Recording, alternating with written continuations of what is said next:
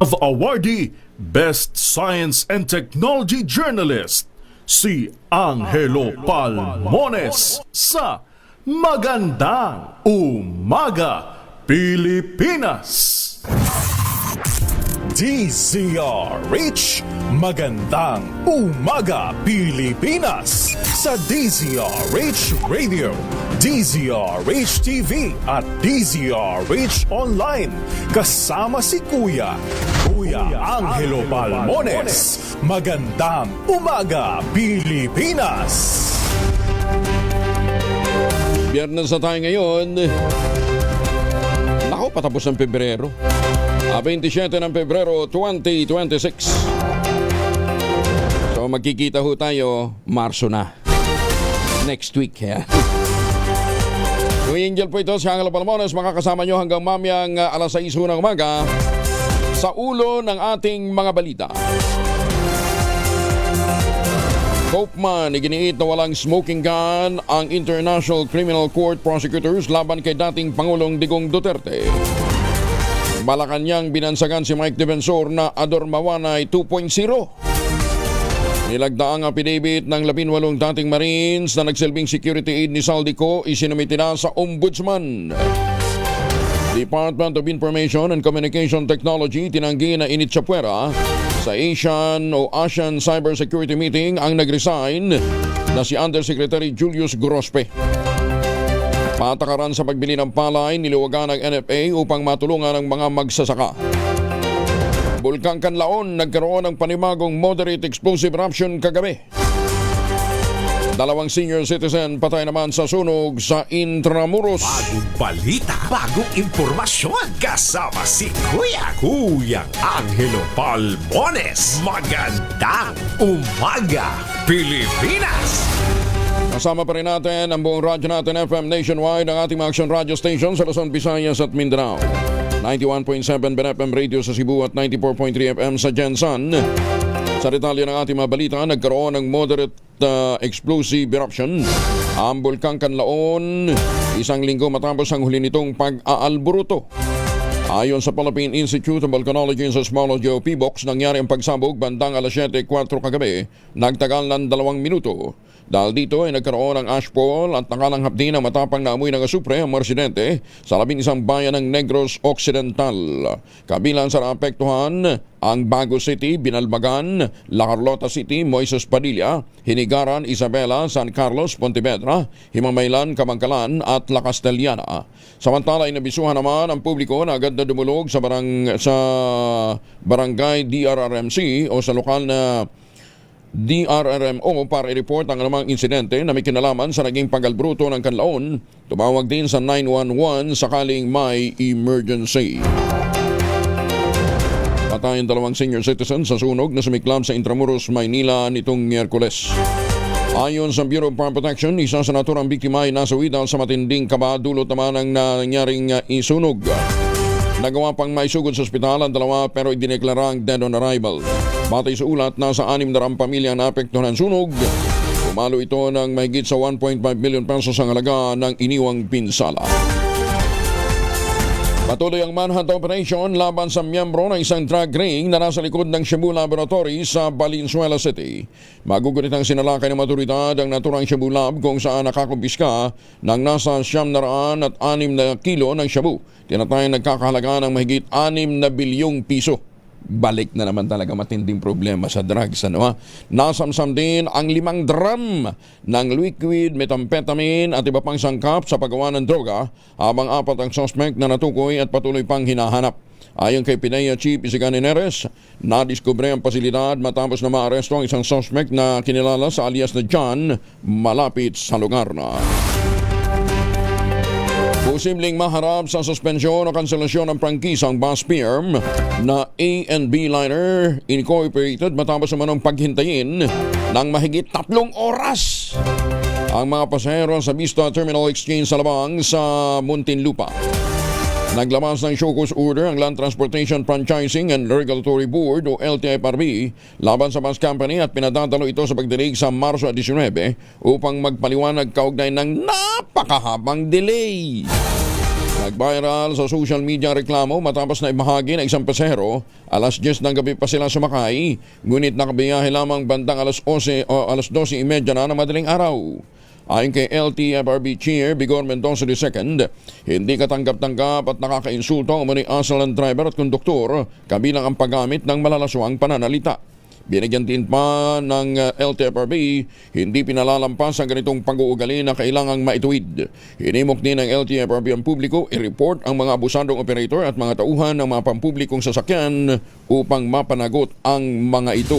Magandang umaga, Pilipinas! Naglabas na ng warrant of arrest ang isang korte sa Iloilo laban naman sa hepe ng Public Information and Community Affairs Office ng Lalawigan.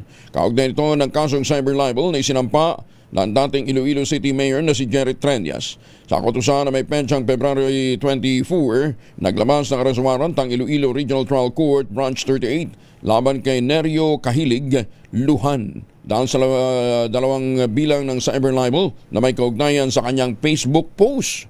Si Luhan ay miyembro rin ng Executive Council ng NCCA National Committee on Monuments and Sites. Ayon kay Prosecutor Karil Kate Pabelia Hinoma, sinadyang ipahiya ni Luhan ang dating opisyal nang sabihin na siya ang nangunang traffic violator. Sumuko na ang opisyal at nakapaglagak ng piyansang 48,000 pesos sa bawat kaso. Ibinida naman ng Pangulong Bongbong Marcos ang mabilis na repacking ng family food pack sa modernong pasilidad ng DSWD o Department of Social Welfare and Development sa Visayas. Kapag bisita ng Pangulo sa Visayas Disaster Resource Center, ito'y nasa Mandaue City, ipinagmalaki nito ang malaking pagbabago sa sistema ng produksyon ng ayuda. Higit ng Pangulo, mula sa dating 5 hanggang 8,000 food packs lamang na nagagawa kada araw dahil sa mano-manong sistema, ngayon ay pumapalo na ito ng 30,000 ba? Sa kabuuan, nasa 4 milyong family food packs na ang kasalukuyang nakaimbak sa pasilidad, handang ipamahagi sa oras ng sakuna o kalamidad. Nung manual, ang trabaho rito ay nakakapag-produce sila sa isang araw 10 to 12,000. 5 to 8. 5 to 8 pa lang, 5 to 8,000. Ngayon, pagka full blast, itong ginagamit itong mga bagong mga machine ay dadami na hanggang 30,000. Kaya nila a day ito. Aabot naman sa 180 million pesos na laga ng ilegal na sigarilyo ang napigilang makapasok sa bansa ng Bureau of Customs matapos maharang ang isang barko sa Celebes Sea. Sa ulat ni Customs Commissioner Ariel Nepomuceno, nagugat ang nasabing operasyon nang makatanggap ang Bureau of Customs ng intelligence report hinggil sa kinahinalang galaw ng isang bulk carrier na namataang nagsasagawa ng cargo transfer sa gitna ng dagat. Dahil sa irregular na maniobra nito, agad nakapag-ugnayan ng Bureau of Customs sa Department of National Defense at Philippine Navy Western Mindanao Naval Command sa pamamagitan ni Rear Admiral Constancio Arturo Reyes para magsagawa ng joint smuggling operation.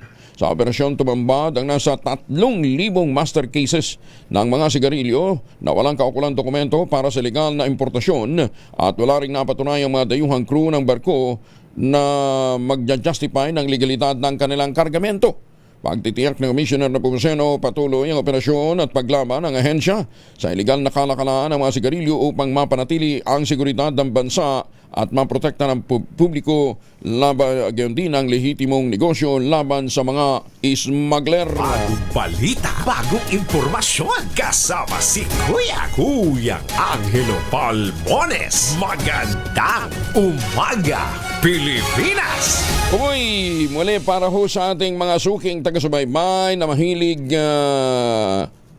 sa selfie. Hindi selfie. Picture. Inanunsyo na po ng Philippine Amusement and Gaming Corporation of PAGCOR ang pagtanggap ng mga entries para sa 2026 PAGCOR Photography Contest. Ang tema ngayong taon ay Kids at Play. Layon nitong ipakita ang simpleng tagpo na sumasalamin sa pagiging masayahin ng mga bata at mga asal na natutunan sa simpleng paglalaro.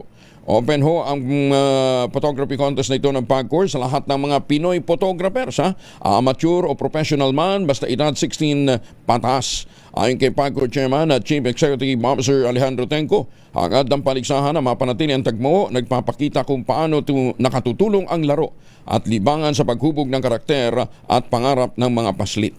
O di ba ng mga bata tayo? Kaya hindi tayo weakly, hindi tayo madaling magkasakit ng mga bata tayo. Takbo tayo ng takbo. Di ba? Habulan, taguan, tumbang preso, tumbalata, di ba? O, ganun yung mga laro natin noon eh. Kaya hindi ho tayo basta-basta nadadali ng karamdaman. Sa paglalaro, ayon kay Chairman Tenko, nagsisimula ang pangarap at sa paglalaro rin nahuhubog ang kanilang kinabukasan. May 3 kategorya na pwedeng salihan para sa Pagcor Photo Contest. Yung conventional, mobile at drone category. Yung conventional, siyempre, makakuhang larawan gamit po ang conventional camera at point and shoot, bridge at rugged models, basta camera. Sa mobile category naman, syempre gamit ang inyong mga smartphone at iba pang mga device. Tapos, ang drone category, yung drone-mounted camera. Ayan Pipili ng tigwa 8 winner sa bawat kategorya. Ang Pagcor, doon sa conventional category, may tig 100,000 yung 8 mananalo plus trophy. At doon naman sa mga sasali para sa mobile at drone category, may tig 50,000 pesos. Yung 8, pagkatapos, meron ding premyo. Meron din pong, ang tawag dito, tropyo. Ayan Ang inyong mga entries ay ipapadala po ninyo sa www.pagcor.ph/photocon 2026. Deadline, June 30, 2028. Bagong balita, bagong impormasyon. Kasama si Kuyang Angelo Palmones. Magandang umaga, Pilipinas! Lalaki arestado sa Davao City, nakuna ng 408,000 halaga ng shabu. Detalye mula kay Jun Sotero mula sa Action Radio Davao. May buntag di ba, Jun? Mayong buntag usab Kuyang Angel, inaresto ng mga otoridad ang isang lalaki matapos isilbi ang search warrant na nagresulta sa pagkasamsam ng hinihinalang shabu na nagkakalaga ng mahigit 408,000 madaling araw ng Pebrero 26, 2026 sa Purok Uma, Minterbo, Ilang, Davao City. Kinilala ang suspect na si Lahab alias Lab, 39 anyos, walang trabaho at residente sa nasabing lugar. Batay sa report ng kapulisan, banda alas 2 na madaling araw nang ipatupad ng mga operatiba ng Drug Enforcement Unit ng istasyon sa panguna ni Police Major Janos Dumbaya Macliing kasama matauhan ng 1st and 2nd City Mobile Force Company. Ang search warrant na inalabas ni RTC Branch 13 Judge Rowena Apo Adlawan isinagawa ang operasyon sa koordinasyon ng Philippine Drug Enforcement Agency na nagresulta sa pagkakaresto ng suspect. Na-recover na mga operatibang 3 pakite ng hinihinalang shabu na may markang MKR1 hanggang MKR3 na may tinatayang standard drug price na 408,000, pati na ang isang itim na sling bag. Kasalukuyan nasa kustodiya ng kapulisan ng suspect at nakatagdang sampahan ng kaso sa paglabag sa Republic Act 9165 o Comprehensive Dangerous Drugs Act of 2002. Ito si Jun Suter para sa DZRH. Una sa Pilipinas, una sa Pilipino. Daghang salamat, Jun Suter. Magandang umaga, Pilipinas! Mga mamis, pwede tayong mag-laundry day today Kung ito ka baka pagbakapit, badikit at malupit ang mansya, all you need is pride. Ba't ba pahirapan ang self kung sa pride, easy at worry-free naman ang laundry? Sa triple stain away formula, tanggal ang matitindi mansya based on test sa chocolate, mud, and sabon and cotton. Gawa po ito ng ACS. Tumutok sa DZRH at manalo ng instant 1,000 pesos sa Malakas promo kasama ang Pride Detergent. Malakasan ang makinig at manood sa DZRH. Ang tropang Pogi kasama ang Pride Detergent ay nasa Barangay Katipunan, Quezon City. Ayan doon ho sa mga taga-Barangay Katipunan, Quezon City, lakasan ninyong mga radyo, telebisyon, may mamimigay ng pera at regalo. Plus, may chance pa kayong makita ang Poging si Sherwin Alparo. Ready na ba kayong tandaan ang ating word of the day para manalo ka ng DZRH mini component? Eto na! Ayan, ang ating word of the day ay benevolent. Benevolent. Ibig sabihin daw po sa Tagalog ay mabait, sa Ilocano ay suon, at sa Cebuano ay butan. Ayan, hindi noon, hindi nindot. Nindot is guwapa. Ayan, sa Cebuano, ang benevolent ay buutan. Ayan,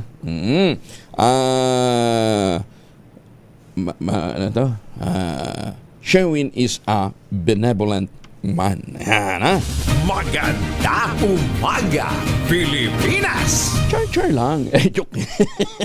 Hindi totoo, galante yan si Sharon. Mga misis, uy, araw si Mr. pag-uwi galing ng trabaho, abay dahil yan sa germ sa katawan nila para labanan ang may araw at may pawis, gumamit ang Shield Bath Soap regularly. Unbeatable ang Shield sa paglaban sa germs versus another brand. May shea butter, pampalambot ang kuti sa presyong abot kaya $12.50 SRP.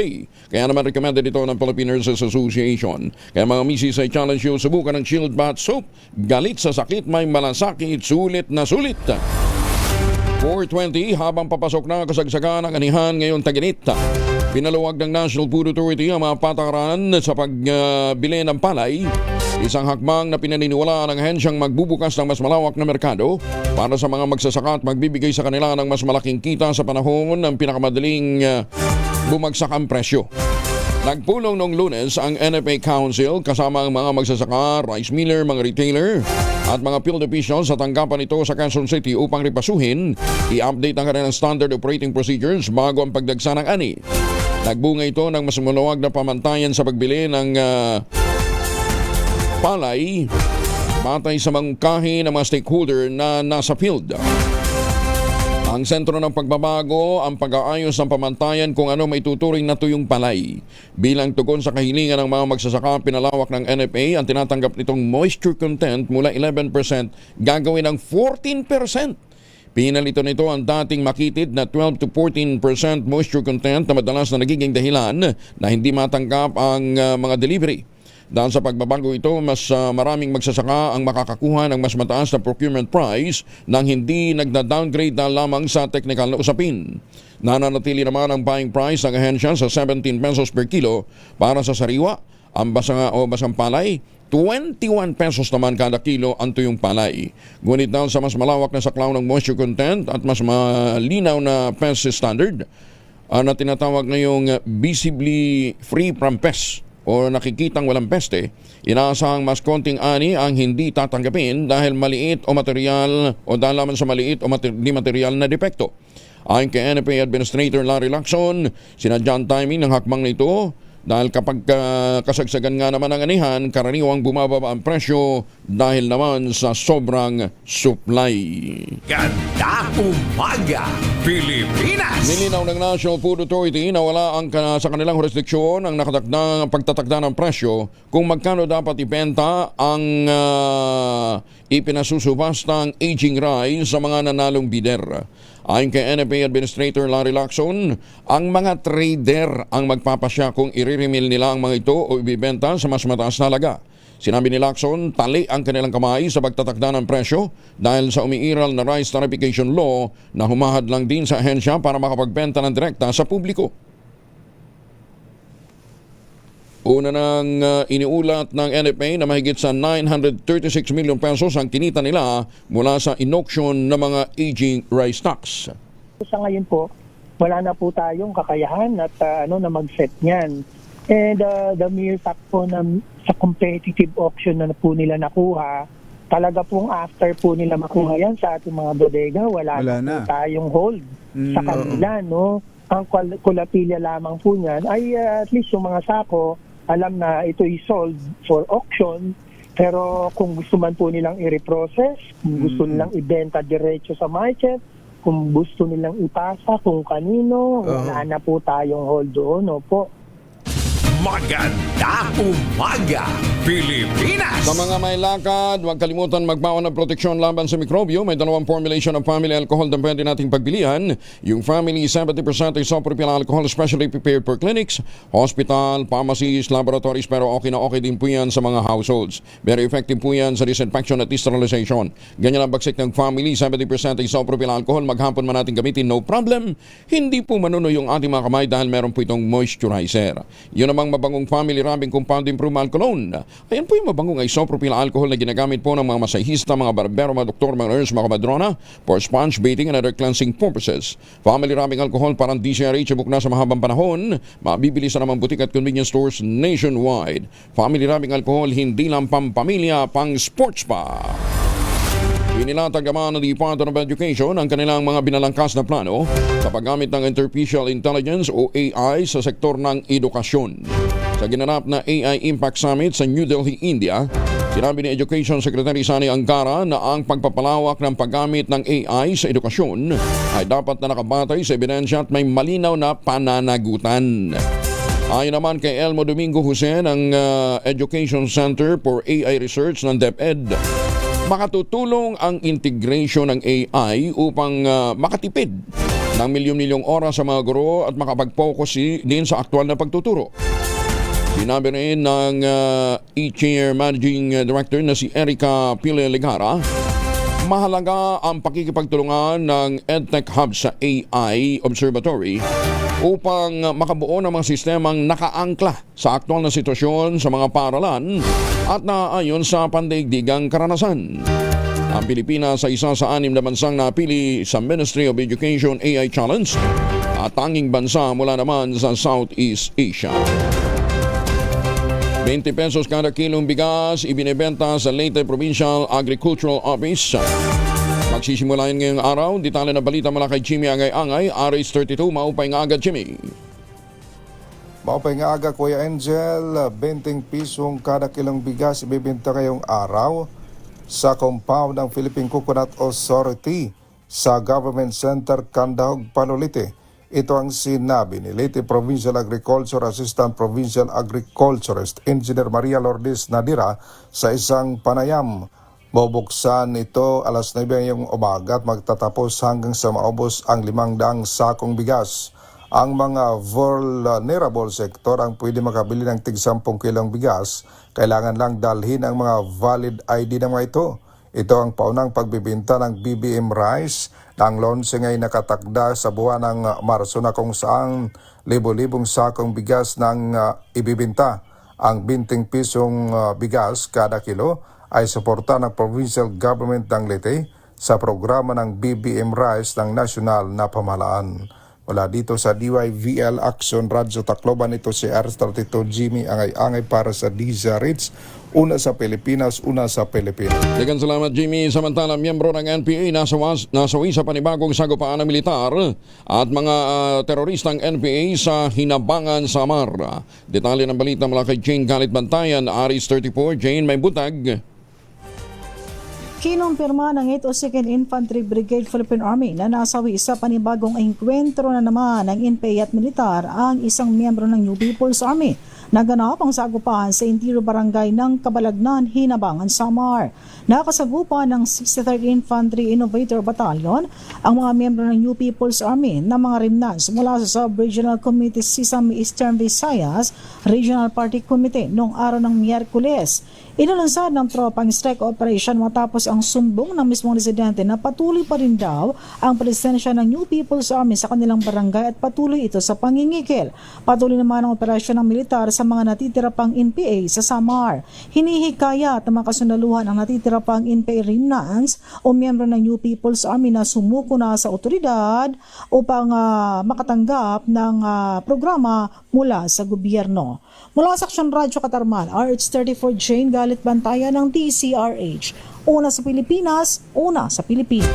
Maraming salamat, Jane Galit Bantayan. Pinarangalan bilang People of the Year ng isang People Asia magazine sina Public Works Secretary Vince Dizon at DACT Undersecretary for E-Government David Almerol Jr.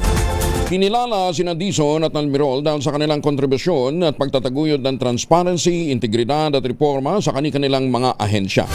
Si Secretary Dizon ay kinilala sa kanyang matapang na hakbang na linisin ang Department of Public Works and Highways sa pamamagitan ng paglulunsad ng Transparency Portal para sa mga proyekto ng gobyerno, pag-freeze ng mga assets at pagtanggal ng mga tauhang nasasangkot sa anomalya.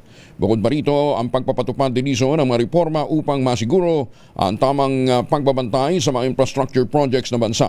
Kinilala naman si Undersecretary Almerol Jr. sa pagpapabilis ng digitalization sa gobyerno gaya ng pagsusulong ng eGov.ph Super App at ang Digital National ID na binuo mismo ng internal teams ng gobyerno sa halip na kumuha ng mamahaling private contractor. 29 makalipas ang alas 4 ng umaga, ibinasura ng San Fernando City, Pampanga Regional Trial Court Branch 42 ang kasong stapang sinampa ng Department of Justice 15 15 years ago o 16 years ago laban sa property developer na si Delpin Lee at iba pang akusado. Sa 100 pahinang resolusyon ay nilabas ng RTC Branch 42. Binaburan ni Judge Joel Bantasan ang demurrer to evidence na inihain ang kampo ng nasasakdal dahilan kaya't nabasura ang kaso o katumbas ho nito ay akwital. Ayon kay Attorney Ronnie Garay, abogado ni Delpin Lee, nabigo ang prosekusyon na magpresenta ng matibay at sapat na ebidensya at sa 47 saksing itinalaga ng gobyerno. 10 lamang ang aktual na humarap sa trial at karamihan sa kanila ay walang personal na kaalaman tungkol sa transaksyon. Alam ho ninyo yung kasong ito ni Ginoong Delpin Lee, matagal niyo ho itong binuno. At nakulong pa ho yung tao, walang kalaban-laban, Walang kalaban-laban. Nung mga nagdaang administrasyon, ang kalaban nyo ng mga panahong yun na si Jojo Binay. Pag-upo ni Jojo Binay bilang Vice Presidente, isa kaagad sa mga pinag-initan niya ay si Ginoong Delpin Lee. Hindi rin tinanggap ng korte ang mga documentary evidence ng prosekusyon dahil hindi naman authenticated ang mga ito. Matatandang si Lee ang may-ari ng Glue Masyadek at kinasuhan ang estapa dahil sa alegasyon ng malawakang housing loan scam nagkakahalaga ng bilyong-bilyong piso laban sa Pag-ibig Fund o Home Development Mutual Fund. Si Ginoong Lee ngayon ang naghahabo. Actually, siya pong inutangan. Sa kanya ho may utang, pero siya po ang nasampahan ng demanda. Kaya congratulations kay Ginoong Delpin Lee dito po sa acquittal sa kanya ng korte. Regional Trial Court Branch 42. Alam ba ninyo sangkaterbang judges ang nag-inhibit sa kasong ito dahil nga sa nakita nila na maa-acquit, mapapawalang sala si Ginoong Delpin Lee. Ayan Finally, after 16 years, na-acquit na ho yung tao. Ayan Ang kasalanan niya, hindi lang ho siya tumulong sa panahon ng kampanya. Magandang umaga, Pilipinas! Ay, sus may Ginoo. Tumutok sa DZRH at manalo ng instant 1,000 pesos sa Malakash promo kasama ang Pride Detergent. Malakasan ang makinig at manood sa DZRH!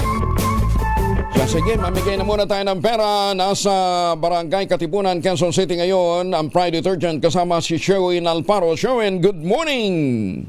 Morning, nindot na angel. Yan, di ba? Ang bait-bait. Nindot, hindi. Sa Bisaya, ang benevolent ay buutan. Hindi nindot? Nindot is maganda. Okay. Oo. Buotan pala. Buotan na angel. Tignan mo, pag-ala palang buotan na. Butan. Pero short buotan yan, pero ang pronunciation butan. Butan kay Batao butan kayo ng bata ba? Nang si Sherwin, butan kayo na. Buwan po pa Jud. Si Angel. Galanti pa Jud. Manghatap kayo yung kwarta. Pero ito pinakabutan. Tignan mo naman. Akanin nindot yung bataan parang ang payapa niyang kausap, di ba? Tignan mo. Tahit-tahimik. Pero maganda umaga po, pangalan niyo?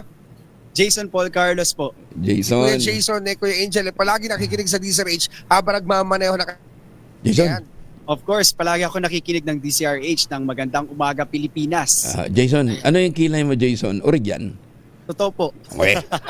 Parang ano lang parang di pantay na po siguro ako pero pantay, okay pa naman. Pantay na pantay, parang tattoo akin hindi pilay Tingnan mo kilay ni Sherwin, hindi rin pantay. Walang pag-asa yan. Sige. Nahuli natin na nakikinig sa DZRH. Sino pa ba ito mga nausap tuwing umaga? Siyempre si Sir Angel B. Palmones. Kompleto. Angelo, diba? Kompleto. Angelo Palmones, ito meron ka 1,000 pieces. Thank you so much po. Maraming salamat po sa Magandang Umaga Pilipinas. Ano ginagawa mo, Jason? Nagkaano po ako, meron po akong clinic dito sa Katipunan. Clinic ng? Dito po sa Regio Vicente. Clinic clinic po. Kung gusto nyo magpapayat, magpaganda, andito po lahat. And then sa taas po namin, meron kaming intercon partel. And sa baba naman po, meron kaming bar. Aurahan Resto Bar. Sa'yo lahat yan? May mga partners po ako. Huwag ka nang bigyan ng 1,000. Dami mo na pala pera. Hindi, pa sa mga tao. Ayun, no, tignan mo, meron pala siyang Rejuviscent Ayan, Wellness Spa. Yan, so, Kuya Angel, mukhang kailangan mo magpa-ano dito, magpa-botox. Hindi, okay na ako. hindi ko kailangan magpa-botox kahit na malaki ang dibdib ko na bumababa sa tuwi-tuwi na. Nagmamaya. Ayan. Ayan, makikita niyo dito sa Barangay Katipunan.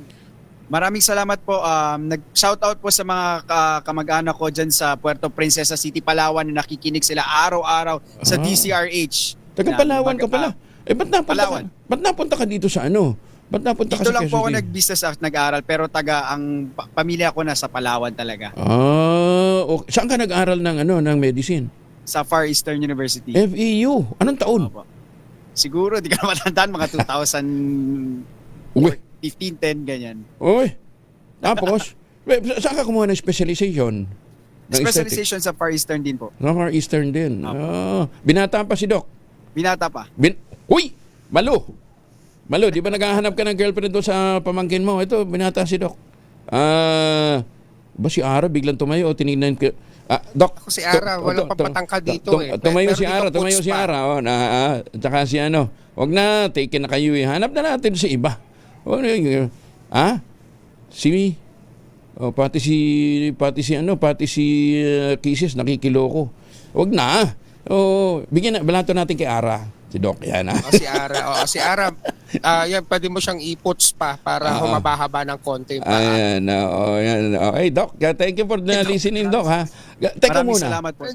Anong services, anong specialty nung ino-offer? Meron po kaming mga machines na HIFU, may mga doctors po na mga Botox, tapos meron din po kami for the gluta, ganyan po, at saka mga papapayat. Okay, nakikita mo naman si Sherwin na physical assessment mo. Ano nga pwedeng gawin dyan? Pwede ko dito sa yung body slimming. Pero dito body slimming eh. Sa kanya lahat. Lahat? Pwede po sa kanya lahat. Pwede. Ayan. Huwag mo nang i-BBL yan, pag-asa yan. Tiyan na lang siguro, BBL. Okay po. Tuwa, grabe. Ang aga talaga, Ang aga mang asar. Hindi. Sabi ni Malo, biglang pumasok dito, kunin daw ang number ni Doc. Sabi ko, bakit? Makikichat ka. Hindi, hingi akong discount. Si Malo talaga. Pwede po ba sa dalawa lang po kayo dito, may discount kayo lang. Kaso si Malo, hopeless na to eh. Tsaka, ikaw naman Kaya Malo. pa yan, si Ate Malo. Kung kailan nag-senior, saka ka naman mag-iinarte. Huwag ka nang ganyan. Ibalato mo na lang sa apo. Sumugod, Sherwin. Si Ate Malo, pwede pa yung i-botox. Sumagay. Pag na-botox yung mga loose skin yan, sumagay. mukhang gaganda ulit, magiging firm. Kasi bagay si Malo. Pero Doc, actually Doc, si Malo, hindi naman halatang, ilang taong ka ngayon Malo? 59? 58? 58. Hindi ka naman, parang 57 ka pa rin hanggang ngayon. And, pero pag pumunta ka kay Doc, maniwala ka, 25 years old, Malo ang magiging dating mo. Ayan, Doc, hinihingi. Ibigay mo daw kay Sherwin. Ang dami humihingi ng number mo rito. Ano number ka pa dito? Pwede po, 0991 ano yan? 672-6713. Ano yan, contact ng clinic mo? Opo, contact po na. Ayan yan. Biglang may pinag-note din. Hihirit talaga. Uulitin mo daw, Doc. 0991 0991 672-6713. 0991 672-6713. Kulang 0991-672-6713. Ayun, tama na. Sige. Okay na. Sige, okay na. Ang galing talaga ni... Para makompleto na, Kuya Angel. Sige. Kailangan makuha mo rin yung ating word of the day para makuha mo yung ating medium component. Siyempre, ang word of the day ay benevolent. Benevolent. Yan, nakuha mo ang ating Diesel H medium component. Hatid sa atin ang Astron, ang official radio set partner ng Diesel H. Alagang Astron, alagang maaasahan. At siyempre, meron ka rin Diesel H grocery bag. Yan, araw-araw mong mga pangailangan, nandyan yan. At meron ka rin pinakamalaki, pinakamabango, pinakabago ang Pride with Fabric Conditioner, Korean Strawberry Bloom Detergent Powder with Stain Away Formula. 2 kilo yan, kaya kahit gano'ng karaming labahan, ubus yan. At syempre, kailangan mo ng labahan. Ito, pwede ng labahan, pero pwede na rin isuot muna ang pinakabago design ng Deezer Age t-shirt, hawak ng pinakalumang tao. Yan, lumang tao. Mas mo aga kasi. Doc, gumagalaw-galaw yung ulo lang yan. Doc, may pag-asa ba yung tropang pogi namin dyan? Sobrang marami pa pag-asa. May pag-asa. Gawa natin ang pag-asa. Parang kailangan nyo yata ng milagro. Hindi. Sasabihin ko kay... Punta lang kayo dito sa Rejuves and Wellness Spa. Doc, punta ka na. Bahala sa inyo. Doc, punta ka na Ideal Vision. Baka malabo na mata mo. Pwede po. Congratulations. Thank you for listening. Maraming salamat. Maraming salamat po. Maraming salamat po sa inyo. Okay, thank you. Maraming salamat, Doc. At syempre, maraming salamat din sa mga kasama ni Doc. Ayan, naghihintay. Ayan. Kanina pa siya hinihintay dito. At sa mga nais manalo ng 1,000. Bakit nga pala bukas sila ng ganito kaaga? Hindi, pasara na. Actually, pasara na kami. Magsasara pa lang. Magsasara pa lang kami. Bakit inaabot ng madaling araw? Yung bar po kasi namin hanggang yung bar.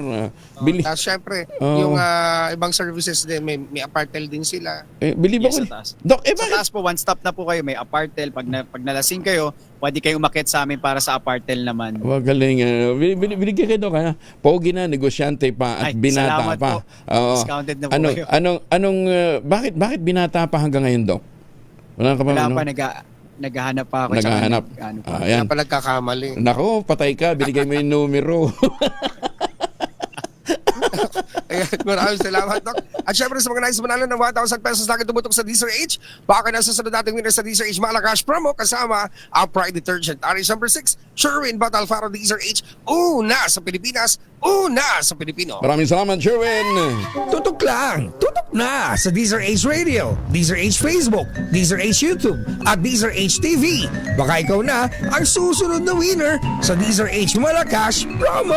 Hoy, sa mga suki natin sa iba't ibang panig ho ng mundo, sa mga nandyan po sa Estados Unidos, si Jose Ramon Nahulad. Kumusta ngayon dyan sa Amerika, ha?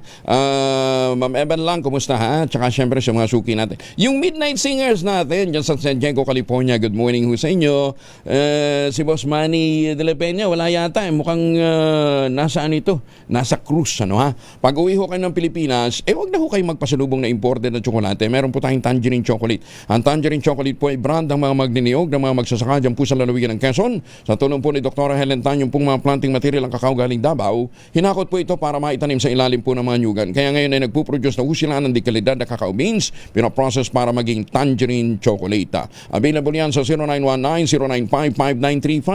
Ang sabi nga po ni Dr. Helen Tan, sino bang magmamalasakit sa Pilipino kundi ang kapwa Pilipino? Alam ba ninyo na ang Tangerine Chocolate ay may mahigit 10 variants. Ang mga raw material niyan galing din po sa ani ng mga magsasaka.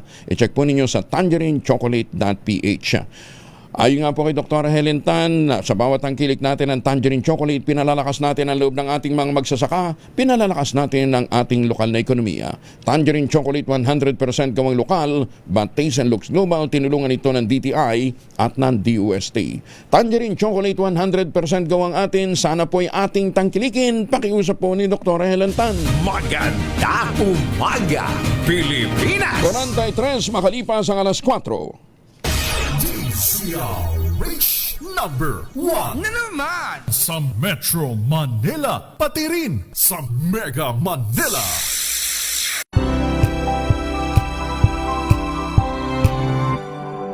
Henry Uri na magtitreat ng breakfast ngayong araw na ito sa halagang 500 pesos.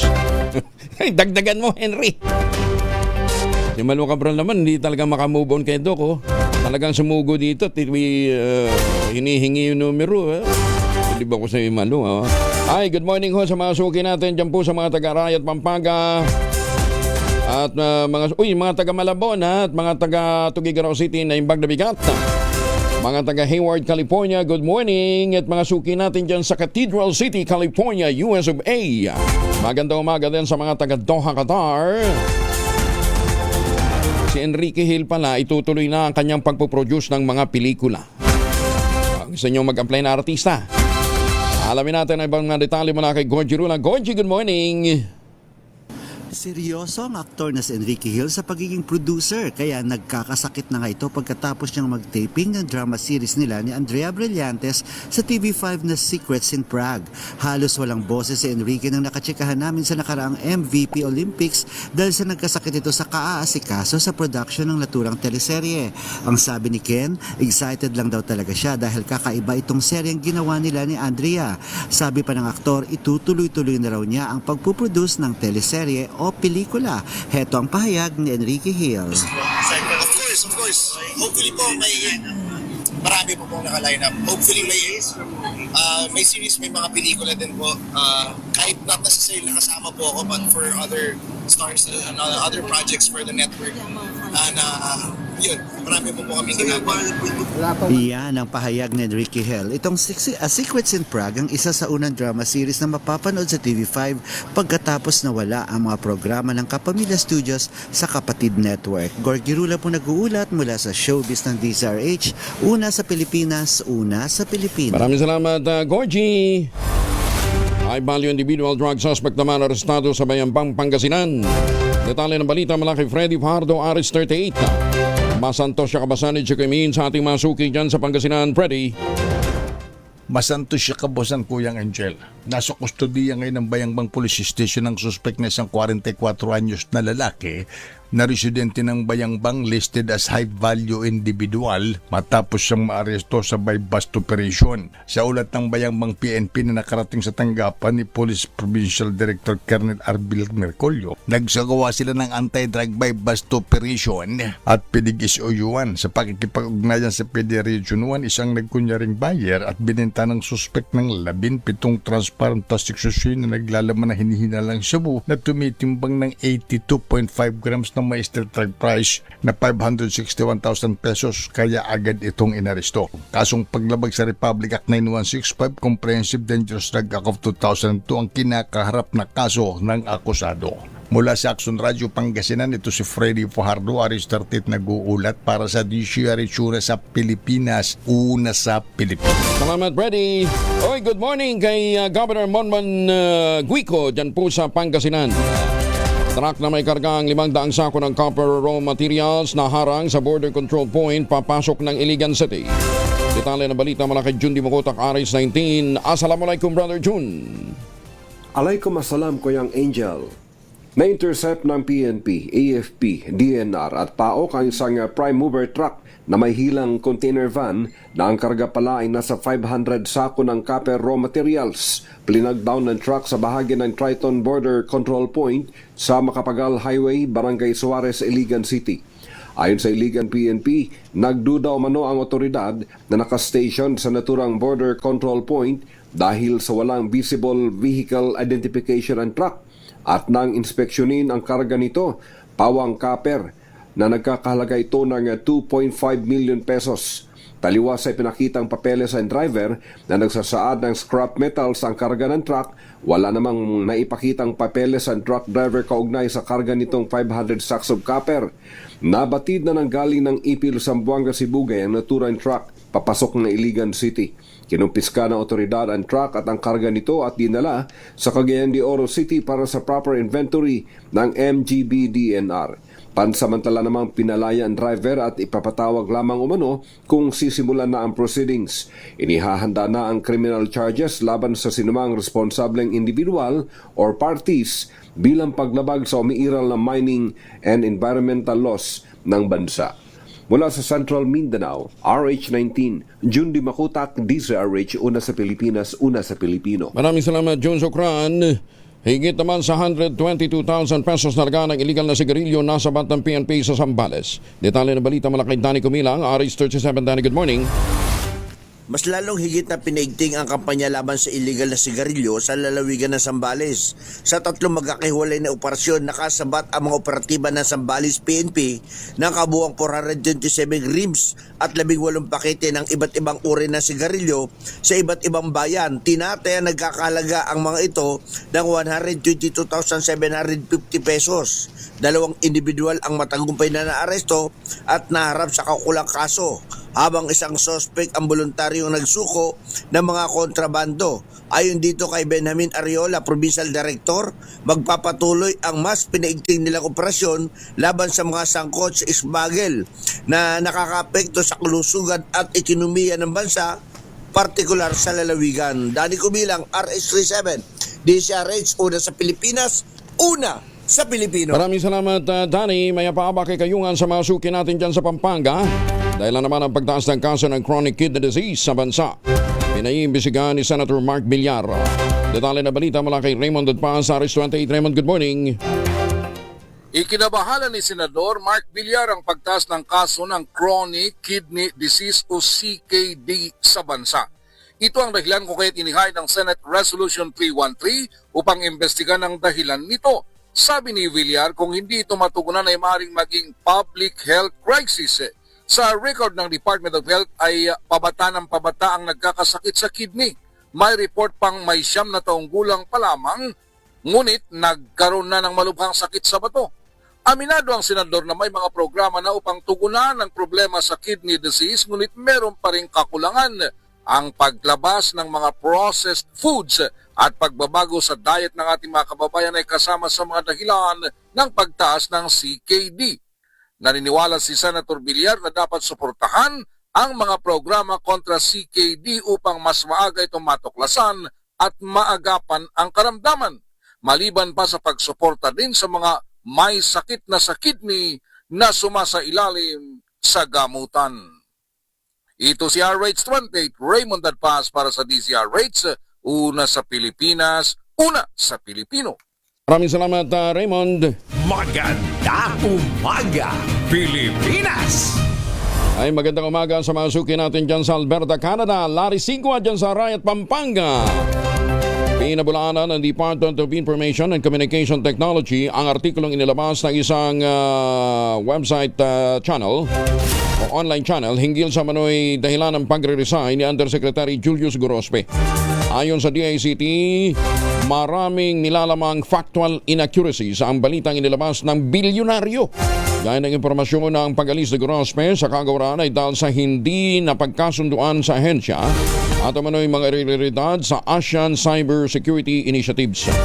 Mariing tinanggi ng DICT at sinabing nananatiling mapagkakatiwalang miyembro ng DICT team si Gorospe mula nang ito'y maupo sa pwesto noong 2025. Hindi rin totoong hindi sinama sa mga ASEAN-related engagement ang naturang Undersecretary. Dahil sa katunayan ay aktibo itong dumadalo sa mga cybersecurity forum kabilang ang ilang ASEAN meetings bilang kinatawan ng kalihim. Nilinaw din ng DICT ang aligasyong na isapinal na ang Terms of Reference o TUR para sa ASEAN Cybersecurity Initiatives pabor sa isang private company na Trends and Technologies. Hinimok ng DICT ang naturang news channel at mga affiliated publication nito na iwasto ang ipinapublish na artikulo at maging responsable sa paglalabas ng balita lalong-lalo na sa mga saping nakakaapekto sa tiwala ng publiko sa mga institusyon ng gobyerno. Pinamamadali naman ni House Speaker Faustino Bongi III ang pagpapatibay sa National Wage Bill para sa pagkakaroon ng iisang National Minimum Wage.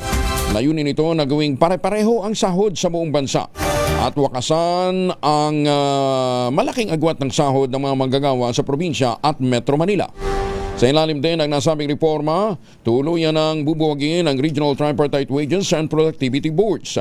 Sinabi ni Speaker D, panahon ng maisakatuparan ang restructuring ng wage system at mabigyan ng patas sa sweldo mga manggagawa sa buong bansa. Target ng Kamara na mapagtibay na sabing panukala hanggang Mayo 1 kasabay ng Labor Day. Si Lori de la Cruz mula sa Pag-asa kasama na natin. Alamin natin ang magiging lagay ng panahon. Ma'am Lori, good morning. Good morning, sir, at sa lahat pa po ng ating mga tagapakinig. Kasalukuyan nga po, makakaranas ng bahagyang maulap hanggang sa maulap na papawuri ng buong bansa, including Metro Manila. Kung may mga pag-ulan man po ay mga panandalian lang po ito dahil sa mga localized thunderstorms. But so far, wala tayong inaasahang malawakang pag-ulan. Easterlies po ang nakaka-apekto sa bansa, so possible na makaranas din tayo ng medyo may maalisahang panahon, lalong-lalo na sa tanghali at early afternoon. Wala rin po tayong bagyo na minomonitor ngayon sa loob ng ating area of responsibility. Yan mo ng latest mula sa Pag-asa. Ito po si Lori de la Cruz. Maraming salamat, Lori de la Cruz, mula po sa Pag-asa. Oy, alas 5 na ng umaga ha, oras na para tayo po naman ay mag-ultabayo. Pero sabi nga po na madalubhasa, isang oras bago matulog, 2 kapsula, mas mai-enjoy natin ang mga benepisyo ng ultabayo. Ang ultabayo po ay postbiotic with Lactococcus lactis-strain plasma. Dumaan po ito sa mahabang clinical trial sa Japan. Hindi testimonial, hindi kwentong kutsero, kundi human clinical trial. Ang bawat kapsula ng ultabayo nagtataglay ng 50 billion cells ng Lactococcus lactis-strain plasma. Kaya napaka-potent po nito na pagpasok po sa ating katawan, ina-activate nga po yung PDC, yung plasmacetoid dendritic cell, at yan po responsable sa pagtataboy ng mga toksin sa ating katawan habang tayo po ay natutulog. Ang ultamayo nakatutulong para ma-achieve natin ang magandang tulog. Pag magandang tulog, may panlaban tayo sa puyat, pagod at stress. Ilan lamang yan sa mga benepisyo po ng ultamayo. Kung may mga concerns pa ho kayo, makipag-ugnayan sa 0931-033-2871. Ulitin natin ha, 0931-033-2871. Ang ultamayo ay registrado sa Food and Drug Administration, halal certified. At kung ngayon pa ho kayo bibili ng isang box ng Ultamayo Postbiotic, yung 30 capsules, sa alinmang Mercury Drug Store sa buong bansa, makakakuha ka ng free 100 pesos Mercury Drug Gift Certificate. Promo runs until July 31, 2026 only. Per DOH, FDA, CFRR Permit Number 0981, Series of 2025. Mahalagang paalala, ang Ultamayo ay hindi gamot at hindi dapat gamiting panggamot sa anumang uri ng sakit. Magandang umaga, Pilipinas! 5:02. This time check is brought to you by ACS Manufacturing Corporation, ISO certified, maker of world-class quality Pride detergent. Kahit walang jingle, effective pa rin ang produkto. Champion, tapat po sa inyo. Ang balitang yan ay hatid sa inyo ng RH Super, ang shot ng tropa. Kauna-unahan sa Pilipinas.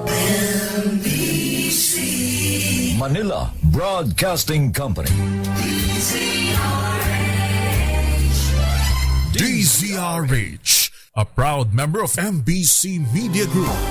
Bagong balita, bagong impormasyon, kasama si Kuya Angelo Palmones. Magandang umaga, Pilipinas! Ay, baka nakakalimutan nyo, Biyernes pa lang ngayon, ha? Bukas pang weekend. 27 tayo na Pebrero 2026, balik tayo sa mga balita. Doon sa mga mag-aagahan pa lamang at meron pong isasamang pinya sa kanilang breakfast. Karaniwan, itinatapon ng marami yung matigas na gitna o yung corn ng pinya. Kasi nga daw po, matigas. Pero actually ako, kinakain ko talaga yun dahil malutong dahil daw po sa texture. Pero ito ho ang hindi ho natin nalalaman, sabi po ng mga eksperto. Tinatapon din ho ninyo ang pinaka-importanting sustansya ng core na yan ng pinya. Ayon sa pag-aaral, yung gitna ng pinya, yung core, ang may pinakamataas sa konsentrasyon ng bromelain, isang uri ng proteolytic enzyme na tumutulong sa pagtunaw ng protina. Higit pa rito, kilala ang bromelain bilang isang malakas na natural anti-inflammatory. Sa larangan ng sports medicine, madalas na gamitin ang bromelain upang mabawasan ang pamamaga ng katawan, pawiin ang pananakit ng kalamnan o muscle soreness, matapos ang mabigat na exercise, at magbigay ng proteksyon sa kasukasuan o joints na hindi nakukuha sa malambot na bahagi ng pinya. Ayun pala yun. Kaya tandaan sa mga susunod na paghiwa ng pinya, huwag basta-basta tampon yung gitna at matigas na bahagi nito dahil nandoon ang pinaka-masustansyang bahagi ng prutas. Yun naman balat, actually, marami ho tayong pwedeng pakinabangan din dyan ho sa balat ng pinya. Hugasang mabuti ho yung balat ng pinya, ha? Pagkatapos, i-ferment po ninyo. Naku, napakagandang suka ho niyan. Pineapple vinegar. Ang dami hong benepisyo talaga sa pinya, ha? Magandang umaga, Pilipinas! Hey, Rosana Mendoza dyan sa Talisay, Batangas. Kumusta na yung mga pinya nyo dyan, ha? Nagsanib puwersa naman ang Bureau of Customs at ang Department of Migrant Workers kasama ang iba't ibang organisasyon ng mga overseas Filipino worker para matiyak ang maayos at ligtas na paghatid ng mga balikbayan box. Pinangunahan ni Customs Commissioner Ariel Pumeseno at ng DMW Assistant Secretary na si Benny Legaspi ang dialogo upang tugunan ang mga hinaing ng mga OFW, partikular na ang issue laban sa pagsamantalang freight forwarding companies. Sa nasabing pagpupulong tinalakay ang kasalukuyang sitwasyon ng mga inabandonang balikbayan boxes, mga kahon na kasalukuyang idinideliver sa mga pamilya ng OFW at mga container na kasalukuyan pang pinuproseso ng mga partner logistic companies. Naglatag naman si Commissioner Pumeseno ng mga preventive measures at process reforms upang hindi na maulit pa ang panluloko sa mga OFW.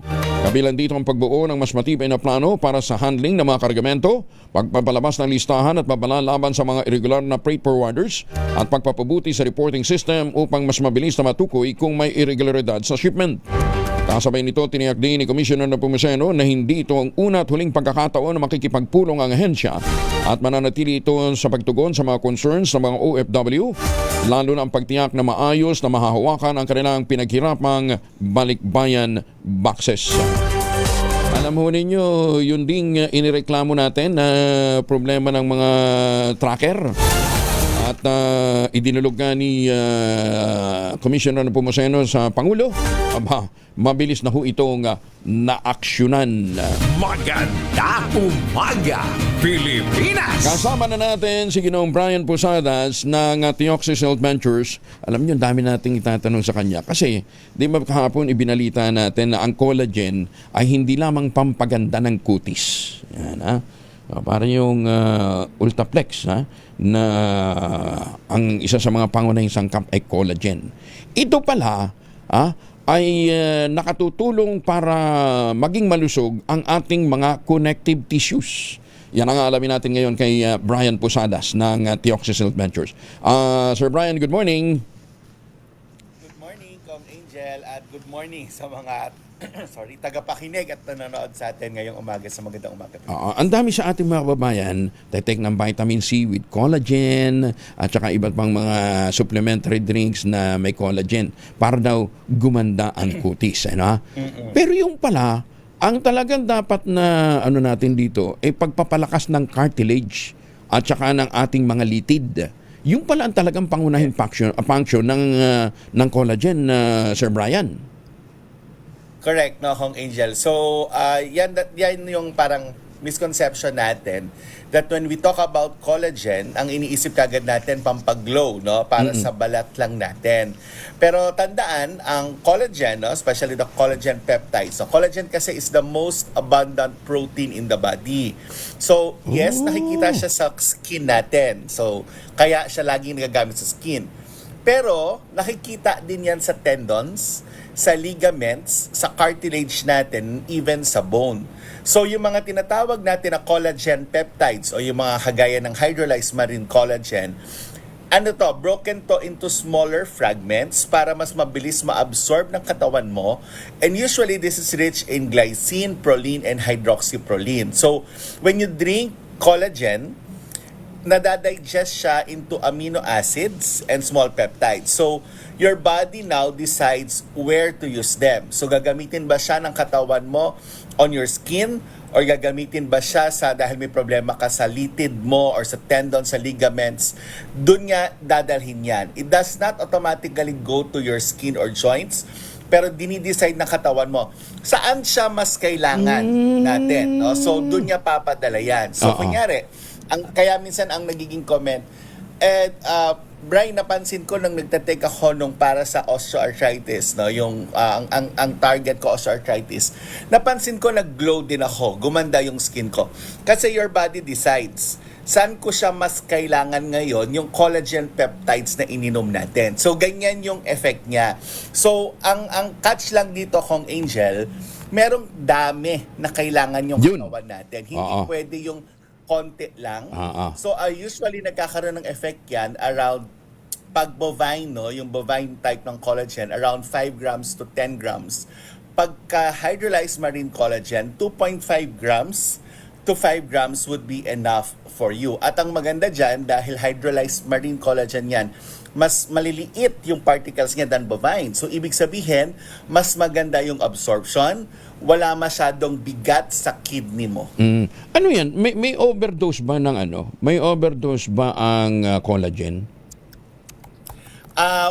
Ang challenge dyan usually, Kong Angel, pagka sa bovine, no?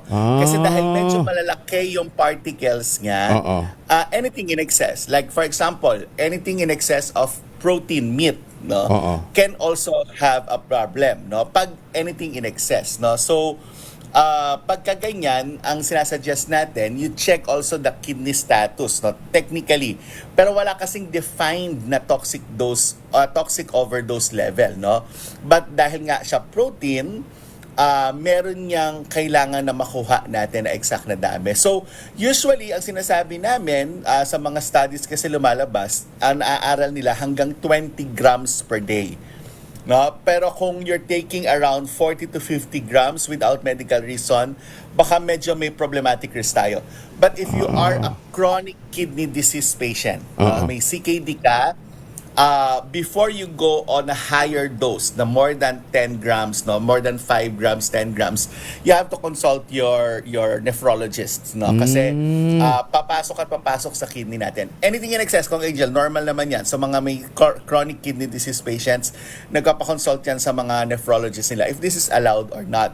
Even yung mga protein shakes natin, yung mga whey protein, meron din yung maximum lalo na pag may chronic. But if your kidney is normal, no, wala kang problema sa kidney mo, it's still safe around 5 to 15 grams per day. But we always recommend a hydrolyzed marine para mas maliliit, wala masyadong burden sa kidney, mas mabilis ang absorption. Okay, sabi kasi ni Bentong, tumira ka na lang ng bulalo. Problema nga, hindi lang naman collagen makukuha mo pag tumira ka ng bulalo. Uric din, di ba? Mag-i-spike yung uric acid mo. Agree. So yun yung reason ko bakit nagsusupplement talaga ng collagen. Even sa ibang bansa, Kong Angel, ginagawa naman na yan eh. But usually your doctors would recommend a powder type kasi nga yung dami. Hindi naman kasya usually sa isang capsule, no? Yung ideal dose natin of around 5 to 15 grams. Medyo marami-raming capsule yung iinumin mo nun kasi maliliit lang naman yung mga capsule natin. So usually that's the powder type. You mix it with your drink. Hindi, yung vitamin C with collagen, ilang percent yun? Ilang milligram yun? Depende doon sa nag-formulate yan. Depende. No? But they really combine vitamin C din kasi it helps eh. Nagkakaroon sila ng synergistic function. So if you're taking your ascorbic acid or your sodium ascorbate, you can also take your collagen supplement. That's still safe naman. But again, even naman Kong Angel, ang vitamin C, may mga maximum dose din yan eh. So hindi mo siya pwedeng sobra-sobra. Ayan. Pag supplementation kasi, ano naman yan eh, kumbaga additional siya of your current or your natural diet. So ibig sabihin, kung medyo konti yan, okay lang, but you don't expect the desired effect na makikita agad natin. So usually sa Nutraplex, ilan ang Ultraplex, sa Ultraplex, ilang percent ang collagen nun? Sa Ultraflex mataas kasi yan, no? But it's a hydrolyzed marine collagen, kaya ang ginawa namin, para on a safer level tayo, nasa 2,500 mg or 2.5 grams. Tapos sinamahan kasi natin yan ng HMB for your muscle. Kasi yan yung common complaint no? Habang tumatanda ka, bababa yung collagen mo. So your skin will have problem and your joints, no? So 2.5 grams ang nilagay natin for that. And then naglagay din tayo ng HMB for your muscle para pag nagde-deteriorate, no, nagsasarcopenia yan. Tapos naglagay tayo ng glucosagreen. So yung glucosagreen specifically also for joints. Kaya Kong Angel, yung Ultraflex formulation natin, it's really designed for mild, for osteoarthritis. Kasi ako mismo, di ba? Parang ako mismo merong arthritis osteoarthritis. So that's the reason why we formulated that. And that's what helped, no? So again, yun yung design yan. So nagkakaroon ng effect sa skin kasi your body decides, ay dahilin ko siya sa skin, kailangan niya ng mas elasticity. Kaya nag-glow. Tingnan mo Kong Angel, mas iba yung glow mo ngayon. Hindi, pero sa totoo lang, yung arthritis ko, Oo. Hindi ko na sinisisi yung mga engineer namin na pagka naglakad ka, hindi pantay yung semento. Ha? Actually, Kong Angel, ano yan, may mga tumatawag nga sa amin, yung sa nakatungkod yung lanay niya, hindi na nagtungkod. Hindi na nagtungkod.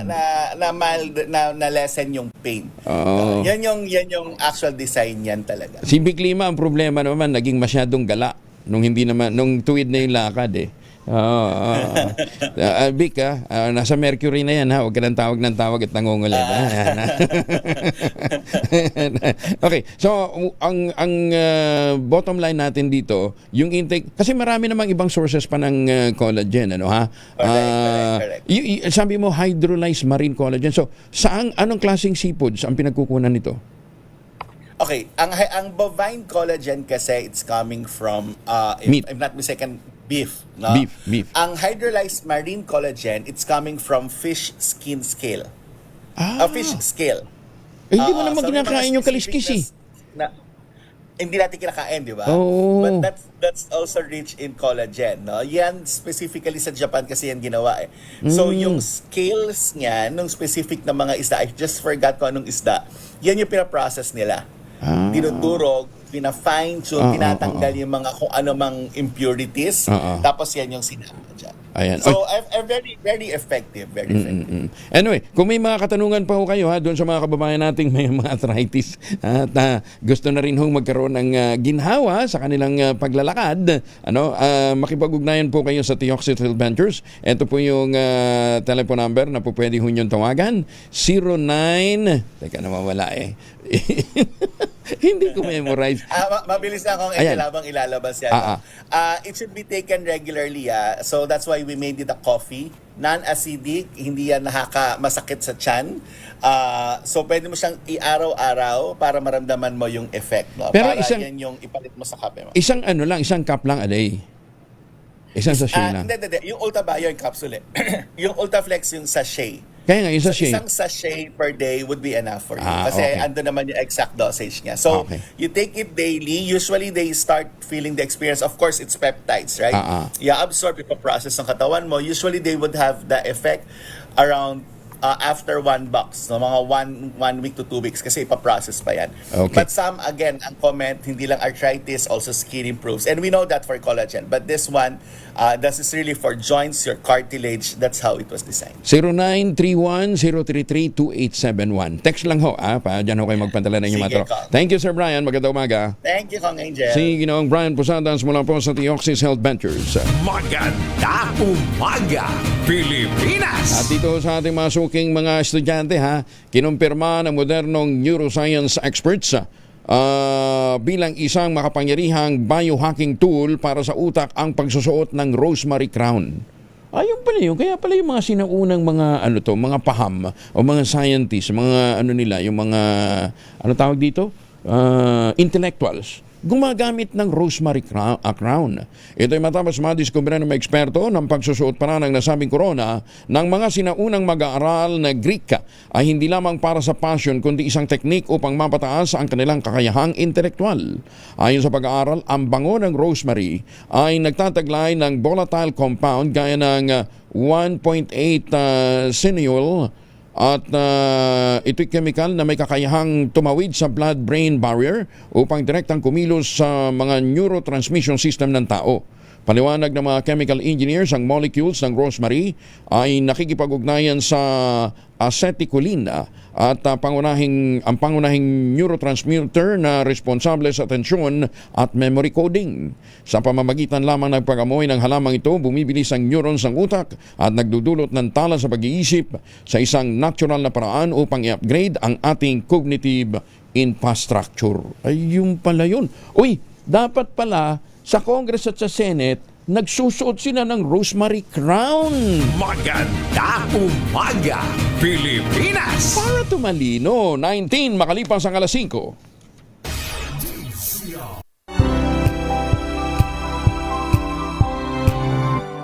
Magandang umaga. Baka may mga importanteng lakad ho kayo. Huwag kalimutan magbaon ng proteksyon laban sa mikrobyo. May dalawang formulation ng family alcohol na pwede nating pagpilian. Yung family, 70% isopropyl alcohol specially prepared for clinics, hospital, pharmacies, laboratories. Okay na okay din po yan sa mga households. Very effective sa disinfection at sterilization. Ganyan na bagsik ng family, 70% ay isopropyl alcohol. Maghapon man natin gamitin, no problem. Hindi po manunoy ang ating mga kamay dahil meron po itong moisturizer. Yun namang mabangong family wrapping compound improved cologne. Ayun po yung mabangong isopropyl alcohol na gamit po ng mga masahista, mga doktor, mga nurse, mga kumadrona for sponge bathing and other cleansing purposes. Family wrapping alcohol parang di siya reachable na sa mahabang panahon. Mabibili sa namang butik at convenience stores nationwide. Family wrapping alcohol hindi lang pampamilya, pang sports pa. Mamalengke muna tayo. Kasama na natin si Edwin Duque, RH23. Edwin, good morning.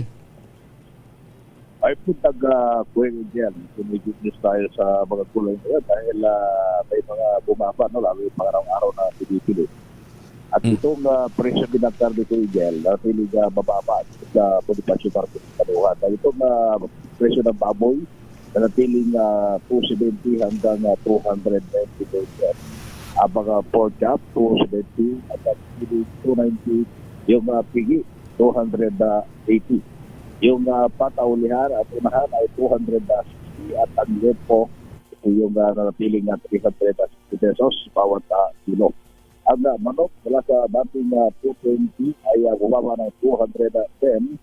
Ang mga presyo naman ng mga itong kambing na natiling 500 pesos pa rin. Ang baka ay 460. Yung presyo ng mga stock index ng pangos, ito naglalaro-laro lang yung presyo. Bisa nasa 220, 240 at 260. Ngayong umaga ko dyan ay nasa 240. Ang galing ng Bulacan, makakabili ka ng 180 at 200. Abang itong tilapia, yung plapla galing ng Batangas, ay 140, 160 naman. Yung galing ng Pangasinan, pag galing ng Bulacan, makakabili ka ng 90 pesos hanggang 120. Ang galunggong, piling 280 to 300 at 300 naman itong yellowfin. Walang paggalaw, ibang presyo ng mga isda. Ang gulay, ito yung gulay, medyo maganda-ganda presyo. 120 mula sa dating 140 ang palaya. Kalabasa ay 60 pesos, yung kamatis. Merong 30, may 40, may 50. Pero ito pinakamagandang klase yung malalaki.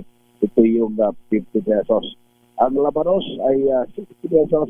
Ang talong goyngel bumaba ng merong 40 hanggang 60 pesos mula sa dati 100 pesos. Walang paggalaw ibang presyo ng mga gulay. Habang ang presyo naman ng itong bigas ay merong half-speed 50 pesos pa rin. Ang red rice 62. Ang Japanese rice 58 at balagkit 58, 80 at 100 at pinakababang presyo rito ang bagong ali at sinasabi 40 pesos bawat. Yan ating price monitoring report pala rin dito sa Bonifacio Market Kaluhan. Edwin Duque nagulat sa DZRH Zona sa Pilipinas, Zona sa Pilipinas. Maraming salamat, Edwin. 1,400 low-cost housing units naman sinimula nang itayo sa Subic Bay Freeport Zone. Para kanino kaya yan? Alamin natin mula kay Let Narciso, RH14. Let, good morning! Pinangunahan ng Department of Human Settlements and Urban Development ang groundbreaking ng bagong township project sa Subic Bay Freeport Zone. Dumalo sa seremonya si First Lady Liza Arneta Marcos. Sa ilalim ng proyekto na bahagi ng Expanded Pambansang Pabahay para sa Pilipino Program, itatayo ang nasa 1,400 low-cost housing units. Layunin nitong makatulong sa pagtugon sa kakulangan sa abot-kayang pabahay sa bansa. Ayon sa unang ginang, nakadesenyo ang township para mabigyan ng ligtas na lugar ang mga bata na may daycare center para masuportahan ang naghahanap buhay ng mga magulang. Kapag natapos, inaasahang makikinabang ang mga pamilyang nangangailangan ng tirahan sa naturang lugar. Ito si Let Narciso para sa DZRH, una sa Pilipinas, una sa Pilipino. Maraming salamat, Let. Samantala,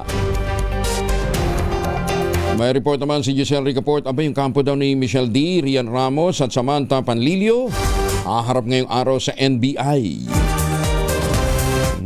So dadayo ang mga magaganda sa NBI. Sasabay sa kanila si Giselle Ricaport. RH15, Giselle, good morning. Good morning, Kuyang Angel. Kasado nang humarap ngayon sa National Bureau of Investigation ang kampo ni Rian Ramos at beauty queen na sina Michelle D. at Samantha Panlilio. Kasunod ito ng reklamong torture at illegal detention ng PA driver ni Ramos na si alias Totoy. Ayon sa abogado ni D. at na si Attorney Maggie Garduque, noong 1 linggo sila pinadala ng sabpina ng NBI. Titingnan muna anya nila yung ibibigay ng Bureau na kopya ng sworn statement ng complainant bago magdesisyon kung kakasuhan din siya ng perjury o ng cyber libel. Mamaya pa lamang, sabi ni Garduque, yung unang pagkakataon na makikita ng kampo yung sinumpaang salaysay ni Totoy. Posibleng mga abogado lamang daw anya yung humarap sa NBI mamaya dahil nais daw muna nilang makita yung reklamo at mga ebidensya bago makapagsumite ng counter affidavit. Matatanda ang nag-ugat yung reklamo sa umano'y ninakaw na ampaw ni Totoy na naglalaman daw ng mga sensitibong larawan. Ito si Giselle Ricofort, na sa Pilipinas, una sa Pilipino. Maraming salamat, Giselle. Pinatawa naman ng 6 buwang suspensyon ng Korte Suprema ang isang judge mula sa Regional Trial Court sa Catbalogan City. Ito ay matapos mapatunayang guilty sa serious dishonesty si Catbalogan City RTC Branch 29 Judge Alfonso Cinco de Fort dahil sa hindi pagdedeklara ng isang kasong kanyang kinakaharap noong ito'y nag-a-apply pa lamang sa posisyon. Sa desisyon, nabigo po si Judge Cinco na isiwalat sa kanyang application noong Enero ng 2023 na meron pala siyang kinakaharap na reklamo ng paglabag sa Republic Act 10168 o ang Terrorism Financing Prevention Act of 2012. Humingi naman ng paumanhin si Judge Cinco sa Korte Suprema at ipaniwanag na naging abala lamang siya sa kanyang tungkulin bilang isang prosecutor.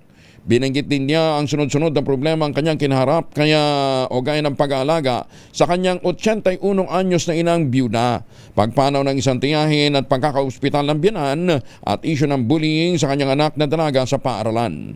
Iginit din ni Cinco na ang reklamo ng Philippine Army Joint Task Force Cebu laban sa kanya ay uri ng red tagging dahil sa kanyang pagbibigay ng libreng serbisyong legal sa mga marginalized sector. Matatandang inaresto si Cinco noong 2024 at nakapagpiyansa habang itinalaga naman siya noong August 2024 bilang RTC Judge. Magandang umaga, Pilipinas! Itinanggi ng mamamahayag ni si Ben Jason Tesiorna sa isang notarized affidavit of denial ang paggamit at pagpapalabas ng isang CCTV video na iniharap ng prosecution sa pagdinig ng confirmation charges sa International Criminal Court kaugnay ng kaso ng dating Pangulong Rodrigo Duterte.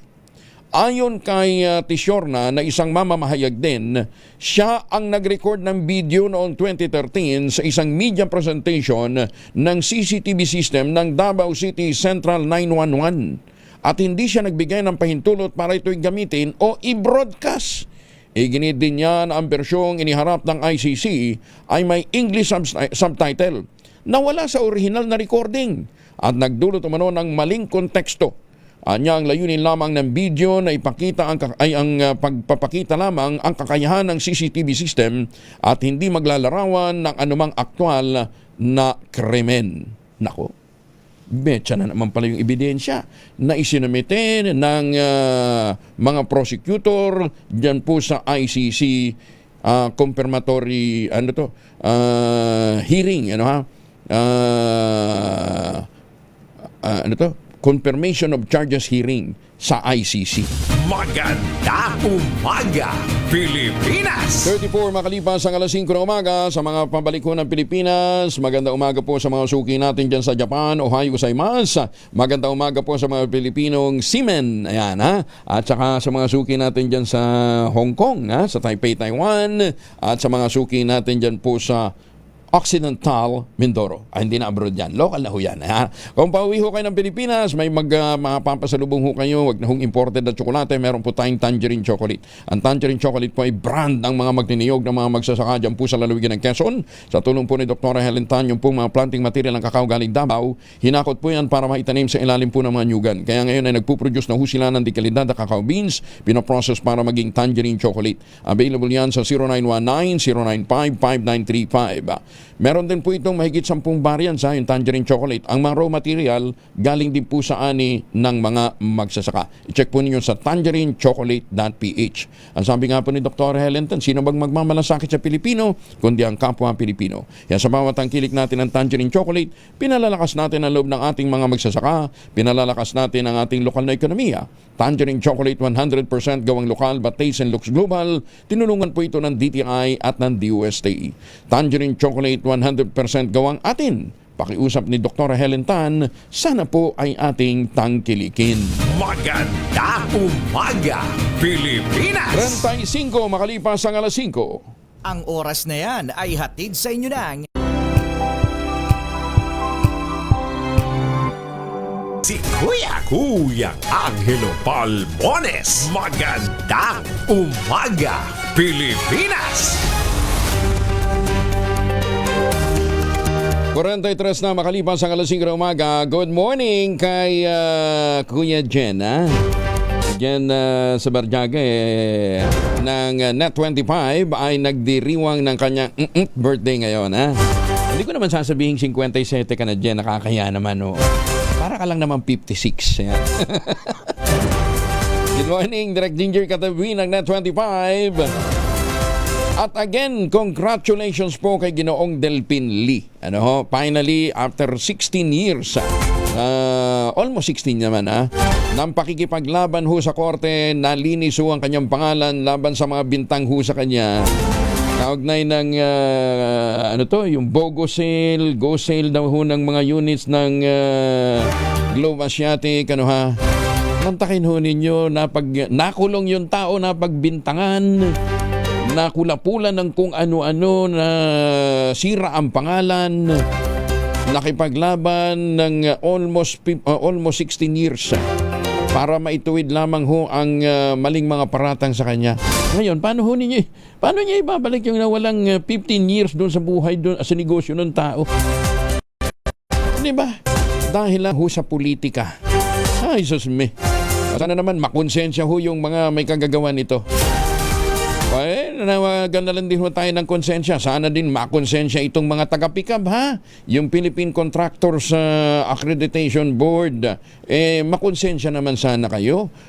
Sinabi na nga ng DPWH, yung ilan sa mga contractors na sinabi ho ninyong dispalihado ang proyekto, mali lang yung grid coordinate. Na ibinigay lang din naman sa kanila ng DPWH. Kasalanan ba naman nila kung mali yung location na ibinigay ho sa kanila? Kawawa ho yung mga empleyado ng mga ito, pick-up, huwag nyo na yung itinuturo si Secretary Chris Roque. Sabi ho ng kanyang tanggapan, teka muna, ba't naman kami sisisihin? Trabaho ng pick-up yan. Pick-up ang dapat magtrabaho dyan. Bagal-bagal ho ng pick-up, hindi pa rin ho gumagal. Matakin ho ninyo. Nagpaskong tuyo yung mga empleyado nito pong mga kumpanya na na-freeze ng mga asset, nasuspende ang mga lisensya, at hanggang ngayon kahit na ho mismong ang DPWH nagsasabing dapat na maklear na yan at saka mabayaran na hindi ho makasingil, hindi ho sila makarecover dahil nga po sa nag-iintay pa ng kung ano ito pong mga taga-pickup. Hindi natin alam kung anong iniintay nila, bas-bas ba, utos ba, o ano ba. Diba? Gawin yung trabaho nyo, please. Magandang umaga, Pilipinas! Magandang umaga sa mga taga-Aroroy, Masbate.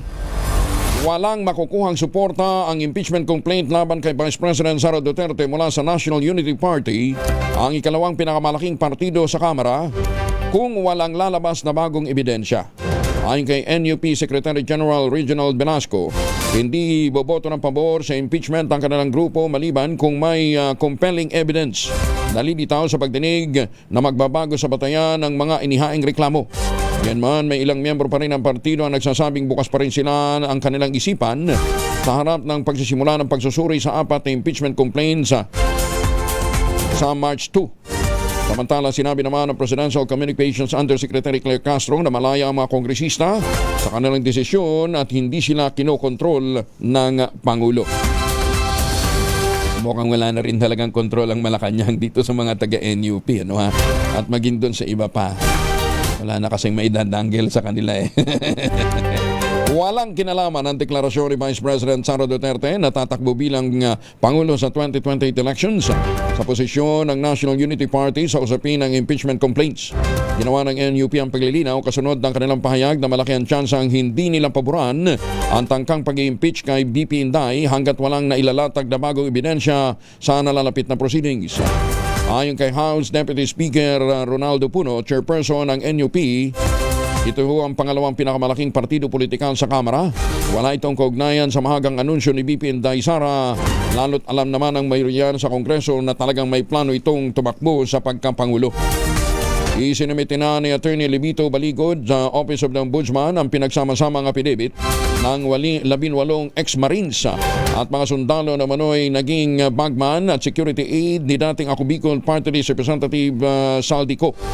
Sa 36 na pahinang affidavit, inilahad ng mga complainants kung paano sila nag-deliver ng bulto-bultong pera para sa mga politiko kabilang ang 7 kasalukuyang senador at higit sa 20 mga dating kongresista. Kaugnay nito, humiling si Baligod sa Ombudsman na imbestigahan ang posibleng paglabag ng mga naturang politiko sa anti-graft law at Code of Conduct for Government Officials. Dahil ang opisina na ito ang merong primary jurisdiction na mag-imbestiga kung ang nasasangkot ay ang mga opisyal ng gobyerno. Walang ibang pwede naming pagsumitehan. Hindi po pwede po sa DOJ, lalo na hindi rin po sa Senado o sa Kongreso. Walang, o maski sa Regional Trial Court, no?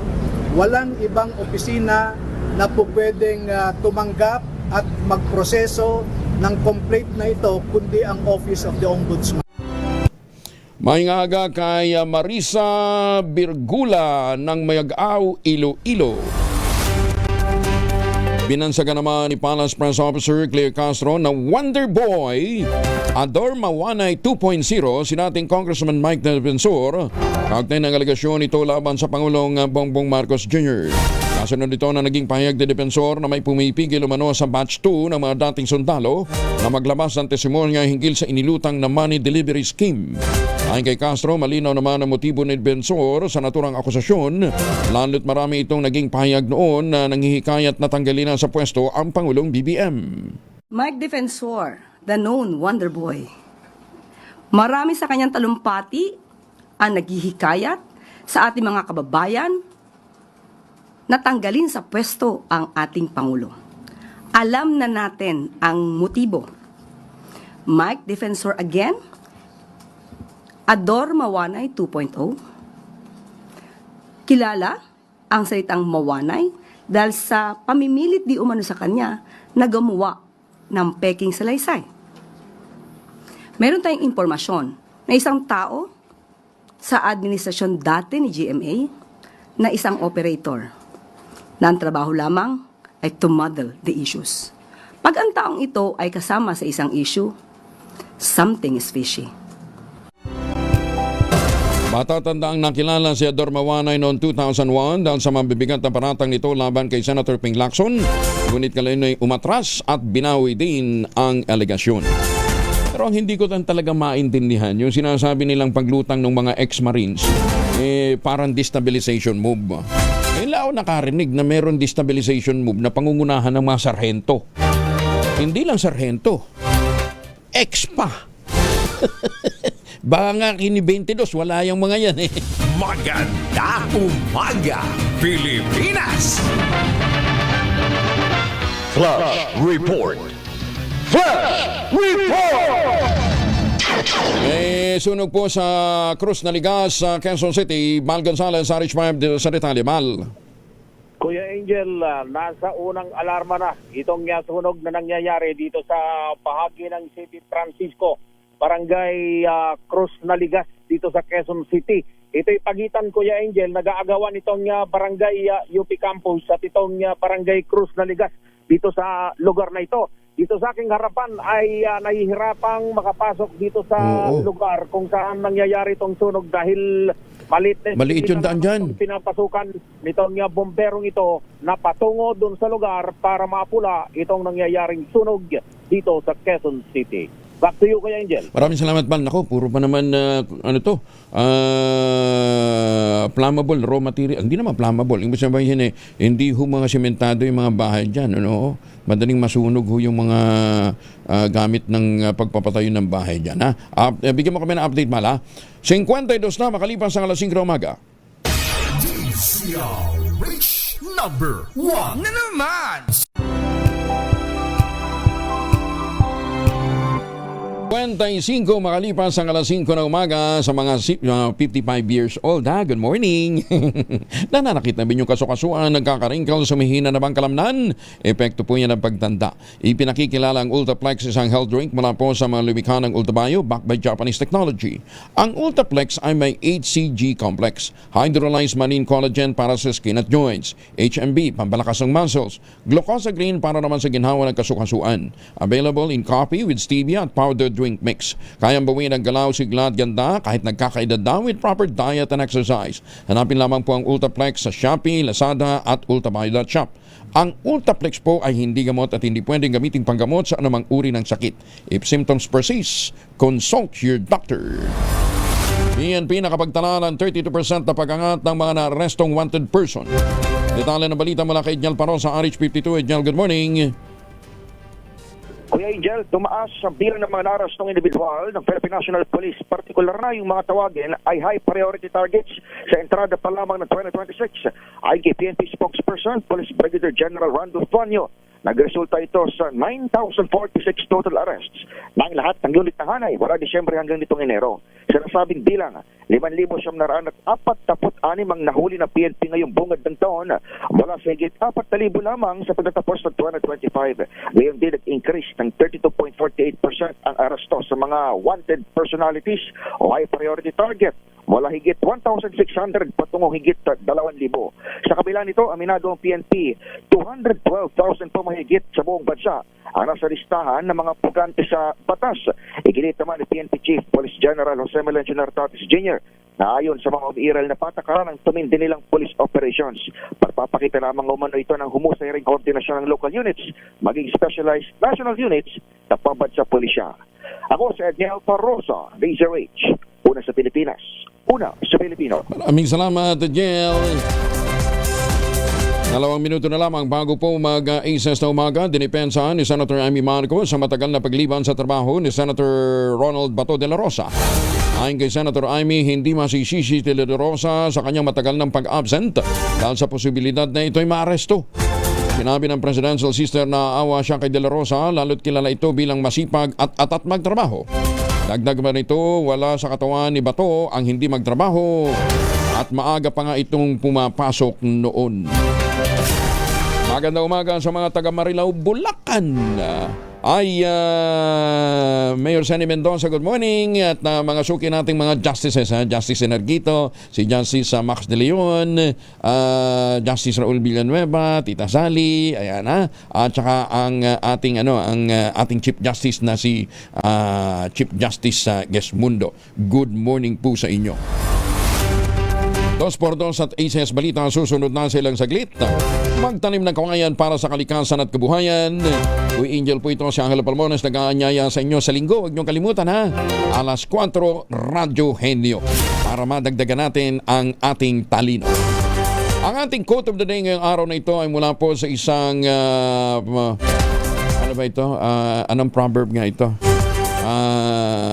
Sandali hindi ko mabasa layo dito na sa atin, lilito kasi ng pagkakasulat ayan hindi ko mabasa nga, layo ayun ito po ay Italian proverb, ayan ang sabi po ng ating quote of the day na hango po sa Italian proverb, lakihan nyo kasi, there is sandali hindi ko mabasa, layo sandali hindi naman kayo nagmamadali, di ba? Hindi na. Ma'am Dottie Molino, good morning. Sandali, nahanap ko lang dito sa yung ating quote of the day. Ayun, nakita ko na rin The mother of idiots is always pregnant. there is no shortage of foolish people in the world. It suggests that ignorance keeps reproducing. No matter how much progress society makes, poor judgment, bad decision, and lack of critical thinking continue to appear in every generation. Ay, naku, totoo yan. And more of them, many of them, hindi naman more, and many of them got elected. Uy, hindi naman got elected lang, yung iba na point. 6:01 ang oras sa buong kapuluan. Maganda umaga, Pilipinas! This time check is brought to you by ACS